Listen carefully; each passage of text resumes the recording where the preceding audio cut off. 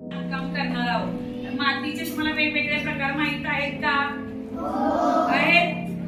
आता तुम्ही हातामध्ये तुमच्या जी आणायला सांगितली होती ती क्ले आहे, त्याच्यानंतर शाडू माती, साधी माती तुम्ही शेतामध्ये पाहिली असेल, त्याच्या पण तुम्ही जेव्हा शेतामध्ये जात असाल तेव्हा वेगवेगळ्या वस्तू बनवत असाल, बरोबर आहे। कोयता माती, साधी माती आणि आपल्याकडे आहे ती क्ले आहे। त्या क्ले पासून तुम्ही वेगवेगळ्या प्रकारच्या वस्तू तयार करायचे। काही मुलांना प्राणी बनवायला आवडत असेल तर त्यांनी छान पैकी सुंदर असा प्राणी तयार करायचा आहे। काहींना पक्षी आवडत असतील तर पक्षी तयार करायचा आहे। काही मुलं फळं बनवतील तर काही मुलांनी आपल्याला आवडणारी वस्तू त्याच्यामधून निर्मिती करायची। आज तुम्हाला आवडणाऱ्या वस्तू तुम्ही या मातीपासून बनवायच्या आहेत। आता मी सगळ्यांची वस्तू पाहणार आहे, कोणाची वस्तू सुंदर येते पाहूया। बनवायला सुरुवात करा आता तुम्ही सर्वजण।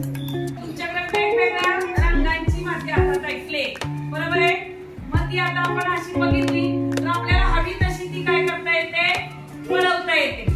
मग आता मी याच्यापासून बघा एक पक्षी छानसा तयार करते।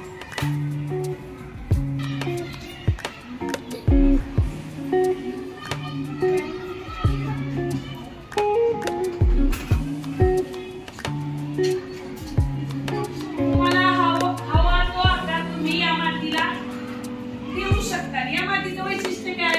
तुम्हाला हे कोणून दुसरं सुद्धा म्हणजे याचा पुनर्वापर करता येतो।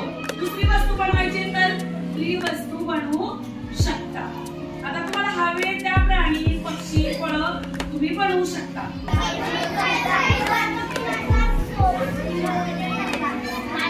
या अनमोलने बघा असं छान पैकी पहिल्यांदा गुलाबाचं फूल तयार केलं, दिसतंय सर्वांना?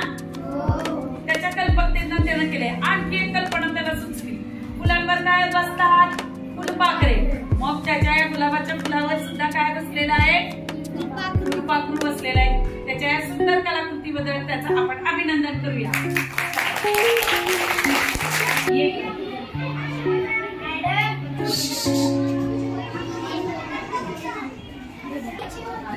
तुमच्याकडे काही कल्पना नाहीये का?